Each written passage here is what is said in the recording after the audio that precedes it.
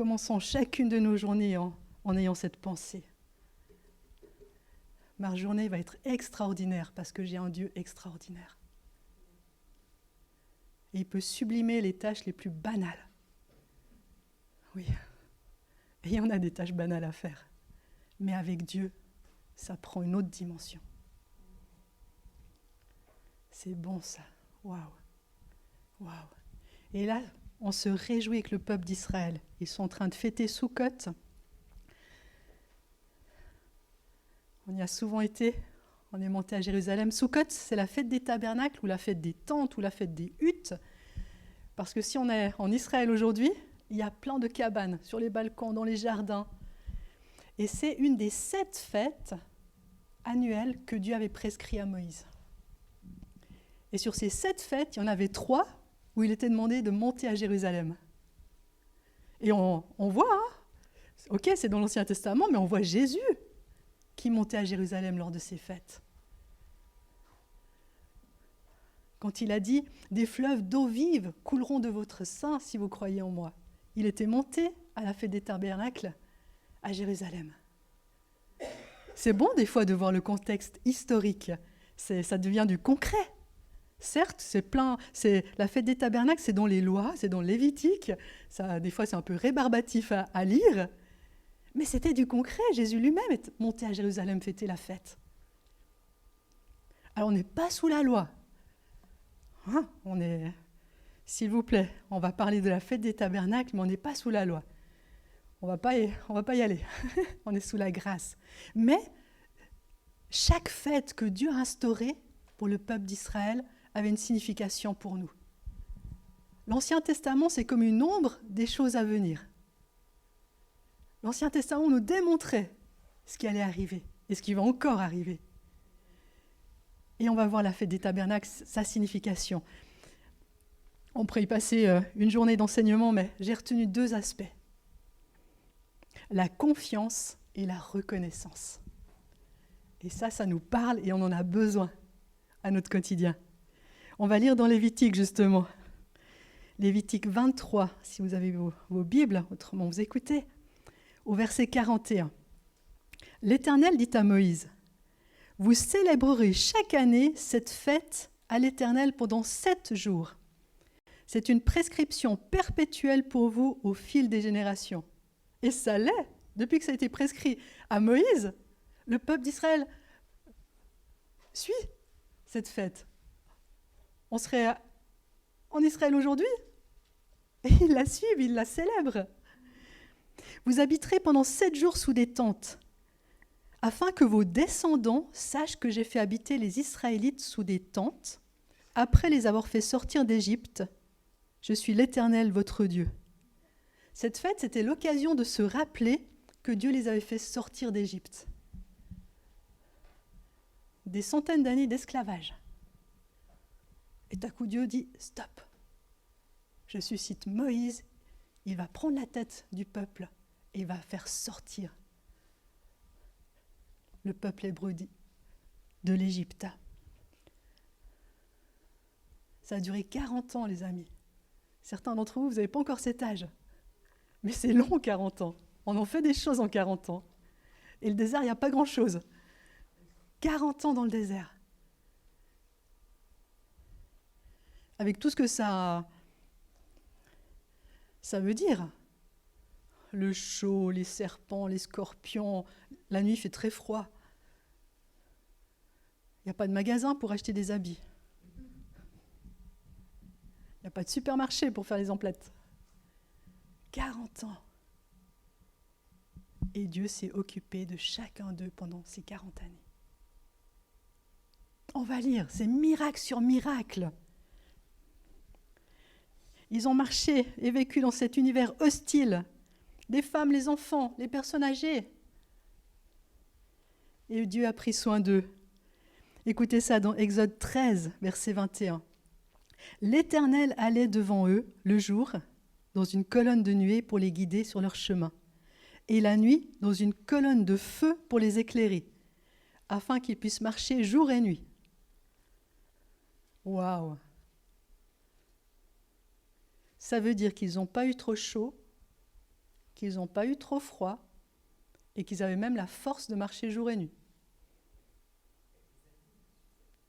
Ça vient. Deutéronome 29, verset 4. « Je vous ai conduit, dit le Seigneur, pendant 40 ans dans le désert. Vos vêtements ne se sont pas usés sur vous, et vos sandales ne se sont pas usées à vos pieds. » Alors moi, j'ai jamais gardé une paire de chaussures 40 ans. Et en plus, en marchant dans le désert, il y a le sable, il y a les cailloux, ça doit s'user assez vite, normalement. Ils ont manqué de rien. De rien. Ils ont eu la manne devant leur tente chaque matin. Je ne sais pas quel goût ça peut avoir. En tout cas, ça les a nourris, ils ont eu tout ce qu'il fallait, tout ce que leur corps avait besoin, comme nutriments, comme vitamines. Ils en ont juste eu marre au bout d'un moment. Ils se sont lassés. Et Dieu, dans sa bonté, a envoyé des cailles. Imaginez les cailles qui tombent du ciel. Qu'est-ce qu'on pourrait dire aujourd'hui? Les poulets qui tombent du ciel? Je ne suis pas très caille. Regardez la bonté de Dieu dans tous ces détails. Il ne leur a pas dit « Sortez du pays d'Égypte, ok, vous êtes libres, débrouillez-vous. Rendez-vous à Canaan. » Il s'est occupé d'eux dans tous ces détails. Ils étaient vulnérables et dépendants, mais ils ont eu tout ce dont ils avaient besoin. Miracle sur miracle. Est-ce que Dieu nous a aussi sortis du pays d'Égypte, du pays de l'esclavage? Avant de connaître Christ, je peux vous dire qu'il y en a des dominateurs sur nos vies. On n'est pas vraiment libre, ne serait-ce que par notre passé, nos expériences. Qu'est-ce qu'on peut être coincé sous le joug de tout ça? Certains ont même des addictions avant de connaître le Seigneur. Mais quand on l'accepte dans nos vies, il nous rend libres. Vous connaîtrez la vérité et la vérité vous affranchira. Qui est la vérité? Jésus. Jésus est la vérité. Alléluia. Et est-ce que depuis qu'on a commencé à marcher avec lui, est-ce qu'on n'a pas vécu miracle sur miracle? Et combien on ne sait même pas, combien de fois Dieu nous a protégés, on n'a même pas su. Je pourrais passer le micro à chacun de vous et on passerait des heures à se raconter les bontés de Dieu dans nos vies. Comment il a agi, comment il nous a sortis de chemins sans issue. Moi, j'en aurais des questions au ciel. Je ne sais pas vous, mais je vous raconte juste ça. Une fois, j'étais en voyage avec une amie chrétienne et on connaissait très bien le chemin, mais voilà qu'il y a une déviation. Et c'était un long trajet qu'on faisait. Il y en avait pour 4-5 heures. Bon, on n'a pas le choix, on prend la déviation. Et là, on se retrouve sur des petites routes qu'on ne connaît pas. Et le voyage a duré 8 heures au final.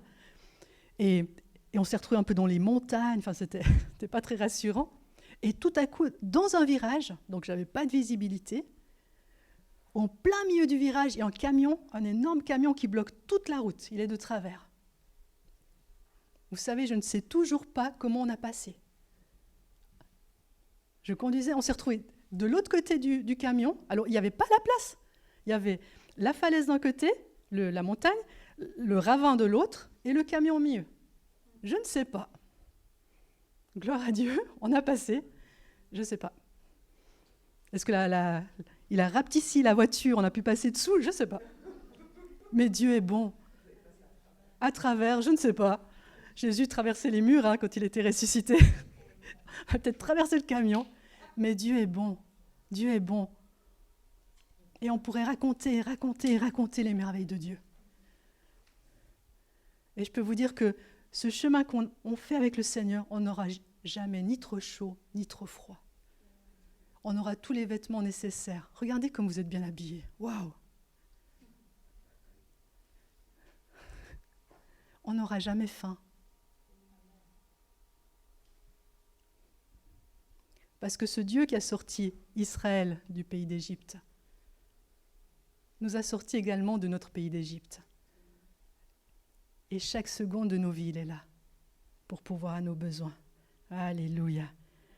Quand on a commencé à cheminer avec lui, on est sous sa protection. Alléluia. Et il est bon d'être sous sa protection et de dépendre de lui. Regardons Jésus lui-même ce qu'il a dit dans Matthieu 6, verset 25. C'est pourquoi je vous dis, dit le Seigneur, ne vous inquiétez pas pour votre vie de ce que vous mangerez, ni pour votre corps de quoi vous serez vêtus. La vie n'est-elle pas plus que la nourriture et le corps plus que le vêtement ? Regardez les oiseaux du ciel, ils ne sèment ni ne moissonnent, ils n'amassent rien dans des greniers, et votre Père céleste les nourrit. Ne valez-vous pas beaucoup plus qu'eux ? Waouh, oui, on vaut beaucoup plus qu'eux. Qui de vous, par ses inquiétudes, peut ajouter une seule coudée à la durée de sa vie ? Personne. Et pourquoi vous inquiétez au sujet du vêtement ? Observez comment croissent les lys des champs. Ils ne travaillent ni ne filent. Cependant, je vous dis que Salomon même, dans toute sa gloire, n'a pas été vêtu comme l'un d'eux. C'est vrai, quand on observe les fleurs, mais quelle beauté, quelle originalité. Ça, c'est notre Dieu créateur. Waouh! Ne vous inquiétez donc pas en disant « Que mangerons-nous » ou « Que boirons-nous » ou « De quoi serons-nous vêtus ?» Et on peut en rajouter des soucis qu'on a. Votre Père céleste sait que vous en avez besoin. Cherchez premièrement son royaume et sa justice, et tout cela vous sera donné par-dessus. Alléluia. Ne vous inquiétez donc pas du lendemain. À chaque jour suffit sa peine. À chaque jour suffit sa peine. Qu'est-ce qu'on peut se tracasser pour le futur, parfois ? On se fait des scénarios qui n'ont ni queue ni tête. Quelqu'un disait, se faire du souci, c'est comme se promener tout le temps, chaque jour, avec un parapluie ouvert, en pensant que peut-être il va pleuvoir. Non, s'il pleut, il pleut, tu l'ouvres. Mais s'il ne pleut pas, sors pas avec le parapluie ouvert. Profite du soleil, profite du beau temps. Fermons nos parapluies quand il n'y a pas besoin.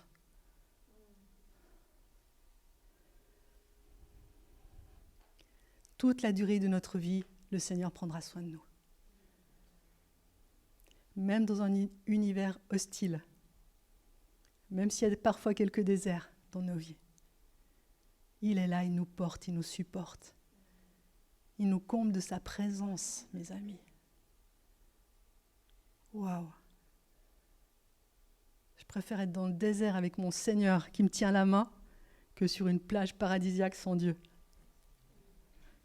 Et je crois que chacun de vous, le seul endroit où il fait bon vivre, c'est près du Seigneur.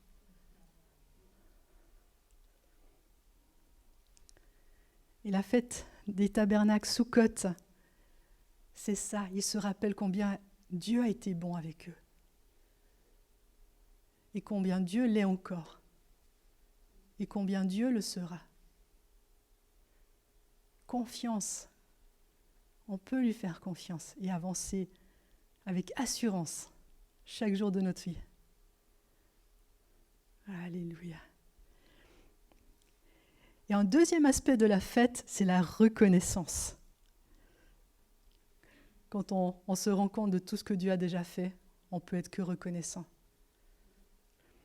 Dans Deutéronome 16, verset 13, là c'est à nouveau, Dieu reparle de cette fête. Tu célébreras la fête de Soukhot pendant 7 jours, au moment où tu récolteras le produit de ton aire de battage et de ton pressoir. Tu te réjouiras de cette fête, toi, ton fils, ta fille, ton esclave, ta servante, le lévite, l'étranger, l'orphelin, la veuve, tout le monde. Alléluia. En effet, l'Éternel, ton Dieu, te bénira dans toutes tes récoltes et dans tout le travail de tes mains. Et tu te livreras entièrement à la joie. On se réjouit quand on voit tout ce que Dieu nous donne, on se réjouit. On se réjouit. Et là aussi, la liste est longue. La liste est longue de tous ces bienfaits dans nos vies. Vous savez, si on a l'argent qui tombe dans nos comptes à la fin du mois, il ne faut pas le prendre comme acquis. Pas croire que c'est par notre force. Oui, on a travaillé, ok. Oui, on est déjà à la retraite et on le mérite. On reçoit cet argent qui a été mis de côté. Mais c'est Dieu qui nous a donné les forces pour aller au travail. C'est Dieu qui nous a fourni la place de travail. Tout lui revient. Tout lui revient. C'est une grâce. C'est une grâce d'avoir un système social qui est là si besoin. C'est une grâce d'avoir des entreprises qui fonctionnent dans un pays qui fonctionne. C'est une grâce d'avoir des supermarchés qui sont remplis. Vraiment, soyons reconnaissants. On a passé vendredi 4 heures dans la prière et c'était bon. Oh mon Dieu, qu'est-ce que c'était bon. Je vous invite vraiment à venir. C'est un temps merveilleux qu'on peut passer avec le Seigneur. Et on a eu un temps d'action de grâce. Et on se rendait compte de tout ce qu'on avait, tout ce que Dieu nous donnait, tout ce que Dieu nous fournissait. Ne serait-ce qu'un corps qui fonctionne. On peut voir, on peut entendre, on peut parler. C'est une grâce. Et s'il y a encore quelque chose qui ne va pas dans nos corps physiques, Jésus a payé le prix, c'est une grâce. Et ça va fonctionner. Au nom de Jésus.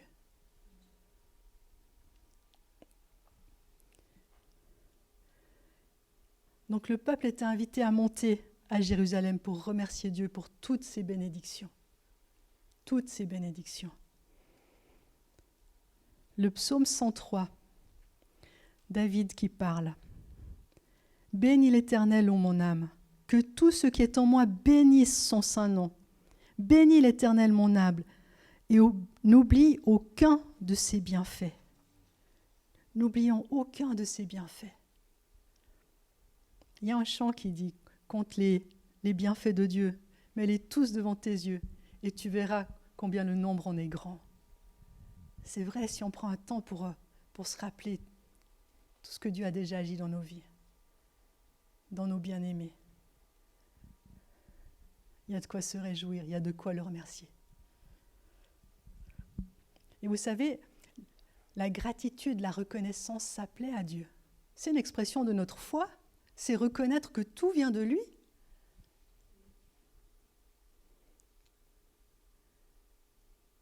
Et sans la foi, on ne peut pas plaire à Dieu. C'est lié, c'est lié. Et de même qu'on doit apprendre à marcher par la foi, on doit apprendre à vivre dans une attitude de gratitude. C'est pas naturel, hein? Notre corps, il a plutôt envie de ronchonner sur ce qu'il n'a pas encore. Il fait trop chaud, il fait trop froid, il pleut. Hein, si on laisse libre cours à notre nature charnelle, là, il y en a des ronchonnades. On apprend à vivre dans une attitude de gratitude. Que même la plus petite chose, c'est juste extraordinaire. On s'est douché ce matin avec de l'eau chaude, de l'eau tout court même. Quelle grâce! Quelle grâce! Alléluia. C'est l'histoire du verre. On le voit à moitié vide ou à moitié plein?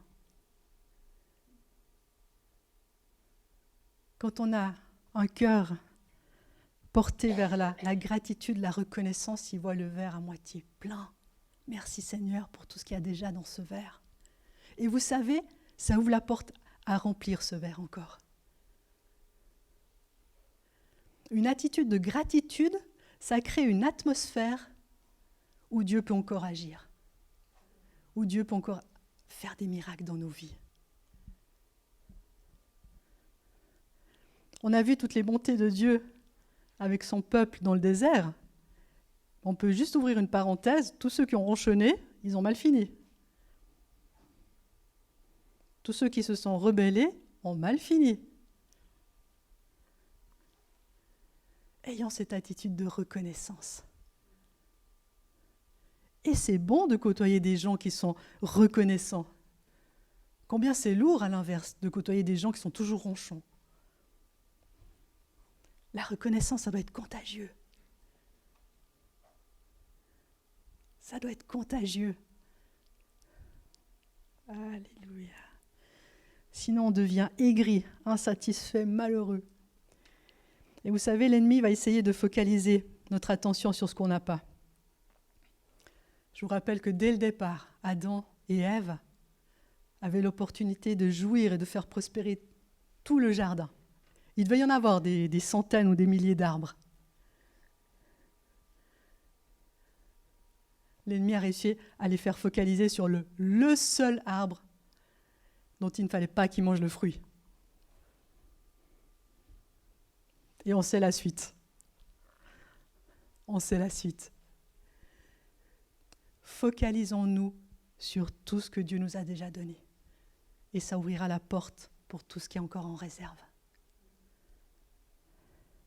Être reconnaissant, ça nous transforme de victimes en vainqueurs.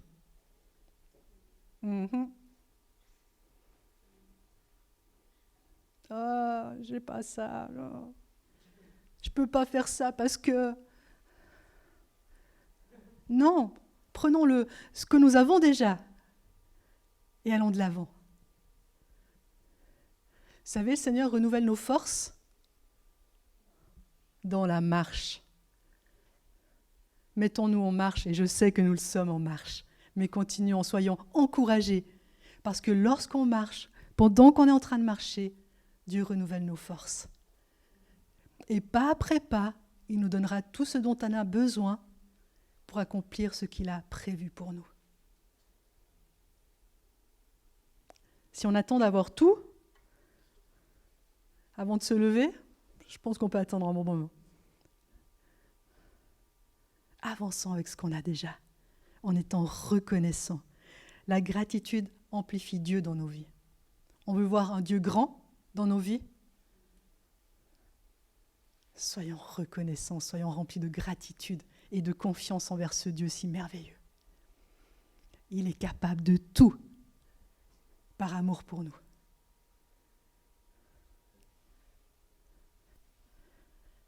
Alléluia. Face à chaque défi, l'attitude de gratitude va tourner la situation en une victoire qui glorifiera Dieu. Et peu importe ce qui se passe, Dieu peut changer nos situations.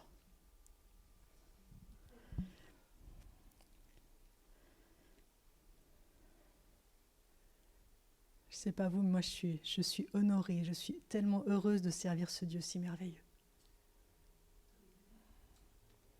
Et le servir avec vous, c'est juste extraordinaire.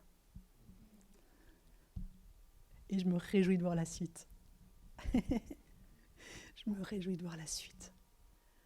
Parce qu'avec lui, on va de gloire en gloire. Avec lui, on peut changer le cours de l'histoire.